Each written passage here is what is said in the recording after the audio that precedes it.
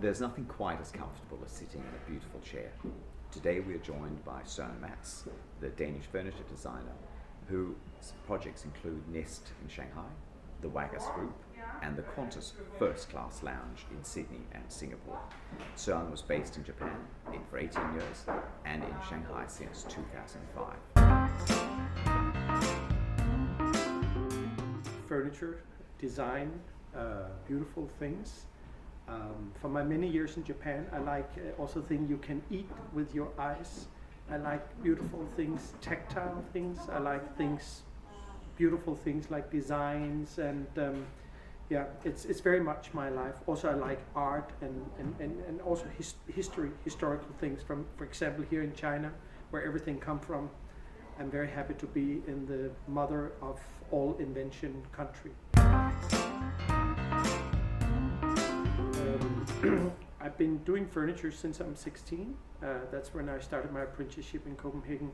So I believe that everything I have brought with me in the past, including theoretical teachings and working with my hands and whatever I got in my luggage, I use it more or less every day to teach my co-staff and clients and whoever is around, telling them how to navigate in finding good solution for our client and for improving our own furniture line and everything we do.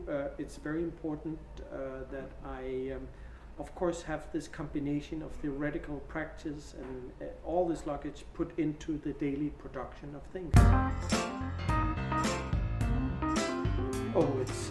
It's very hard, many children, you have your love for all of them, each of them is special. I like to maybe point out one is perhaps the 3 Michelin star Jean-Georges Fongerichten in New York at the Columbus Circle. It's a fantastic project where we did every single piece from scratch, custom, tailor-made, developed 7-meter sofas, Dinfrican banquets, wine trolleys, cheese trolleys, maitre d' stand, everything.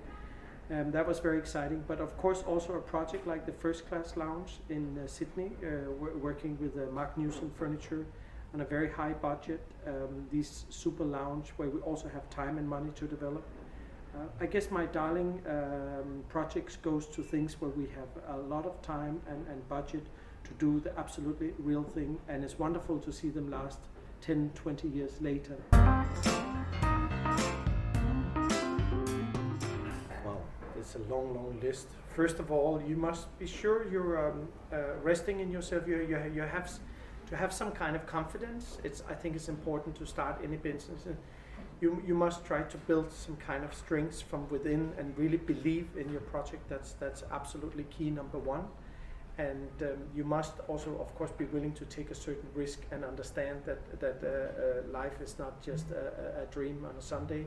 There's going to be a hard work and many things ahead of you. That's of two very important things: willing to work and willing to have a spirit to fight. In my world with furniture and interior, there's of course a lot of things you have to look after, but it depends. If you do an ice cream stand for 10 people, you have a quick or a hot dog stand, or if you're doing a 3-star Michelin, there are many different kind of advice. But I think it's very important that one is doing things thoroughly from the bottom and really think very carefully about what you do, instead of just running out and buying crappy IKEA chairs and throw them in and think you've solved it. It's very important to combine your visions of either your hotel, food and residence or whatever the world I'm working with your visualize your things in beforehand and try to work with the designer or supplier to get the ultimate product. So that's an important thing. A great piece of furniture can be interpreted in many different ways. We have clients that thinks a great piece of furniture is an uncomfortable chair, where clients can sit very shortly, they feel uncomfortable, so they go away very quickly, so you can have a quick turnover. You can maybe have 5 settings for a dinner. Client thinking of money and turnover, they would call that a great chair. It can still have a good look, but not that comfortable, so there will be quick turnover. in reverse, if you're having a very fancy restaurant where you're having a 7-course, potentially French or Japanese dinner, people sit all night, they spend a fortune, a super comfortable chair where you sit positioning right and sit well, it can be also a great chair. So of course I have to listen to clients, what they want. For me, myself, for instance, I very much dislike dining in a low chair, or I like, this is for relaxing or reading, and every time I sit in a regular dining chair, that's what I want for food because of my body position. So I think it's very important to have a chair that matches the table height and whatever you're doing, whether it's working, eating, maybe even making love, or whatever you do with furniture. So I can't really give you the answer. That I have many beautiful chairs that I love, and I could go on for hours and explaining why, and maybe the next program. I was very close to at one stage graduating as a cabinet maker, taking the ship across the Atlantic and continue around the planet. I like working with boats as my great-grandfather. I like to work with my hands, and I of course sometimes wake up or think about my old dream of traveling adventures, and maybe one day end up in a beautiful little island where everything is sunshine and coconuts and happiness and peace and no dirty cars and whatever.